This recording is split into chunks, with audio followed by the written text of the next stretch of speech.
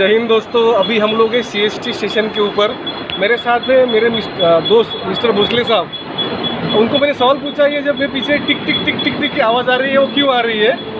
बहुत सारे बंदों को पता नहीं होता ये किस लिए होता है। एक्चुअली मेरे पीछे अगर आप देखेंगे तो यहाँ पर दिख रहे हैं कि कैंसर पेशेंट्स के लिए, बाकी जो हैंडीकैप पर्सन है जिनको दिखाई नहीं देता, आपके जो ब्लाइंड पर्सन है उनका ये डिब्बा है।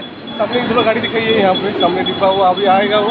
तो जिनको ब्लाइंड पर्सन को दिखाई नहीं देता कि भाई उनका डिब्बा कहाँ पे है, तो इसकी वजह से जो है यहाँ पे जो है टिक टिक टिक टिक टिक टिक टिक टिक की आप भी सुन रहे हैं वीडियो के अंदर।